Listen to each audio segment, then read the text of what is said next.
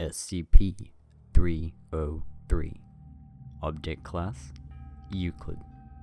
Witnesses describe SCP-303 as a nude, sexless, emaciated humanoid figure with reddish-brown skin.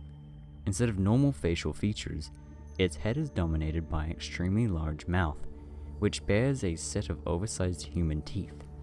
It continually vocalizes a wheezing noise, loud enough to be heard from the other side of most solid doors. All individuals who have had encounters with SCP-303 are capable of describing it in full, including individuals who have not physically seen any part of it.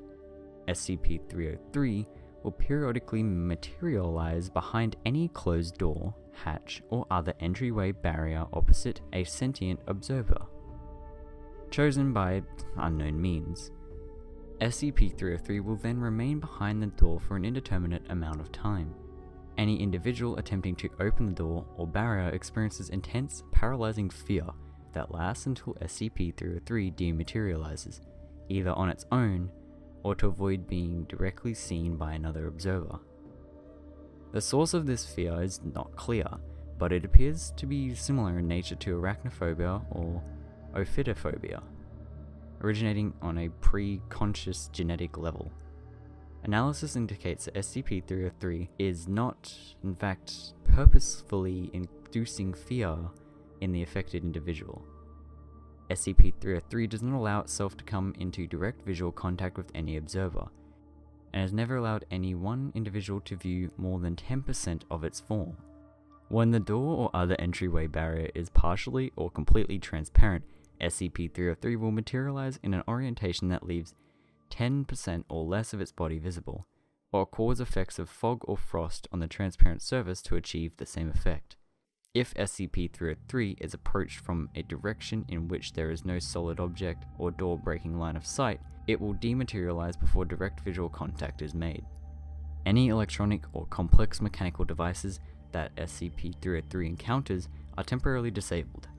SCP-303 has not made no recorded attempt to physically or verbally engage any observer. How SCP-303 arrived at site is unknown at this time. SCP-303's first recorded appearance was on the 3rd of the 1st, 2010. It is suspected that SCP-303 was inadvertently transferred along with or manifested by another SCP on site. All SCPs on site are being re-examined accordingly. Special Containment Procedures. As SCP-303 has not yet been known to travel beyond the boundaries of Site, the entire area of Site is currently considered SCP-303's containment area. All rooms in Site are to be altered where possible so as to have two entrances separated by a distance of 10 meters or line of sight. Personnel are to be distributed evenly throughout the facility, with available radio or intercom contact, so that encounters may be resolved quickly. Personnel who witness SCP-303 are to be submitted for immediate psychiatric evaluation. All SCPs housed at Site since before 6th of the 4th, 2010 are to be transferred to Site-B, one at a time. Each SCP object will be transferred again to Site-A, once it can be verified that SCP-303 has not migrated from Site with it. Once SCP-303 either migrates to Site-B or remains at the present Site. Once all SCPs in question have been transferred to Site-A, containment procedures will be updated as appropriate. Well guys, that was SCP-303, a creepy humanoid figure that only has a mouth on its head and only can be seen behind doors, and only 10% of it can be seen at a time. So that's kind of weird about the whole 10% thing. But honestly, if I was walking around and I saw this thing through a window or a door, I would freak the fuck out.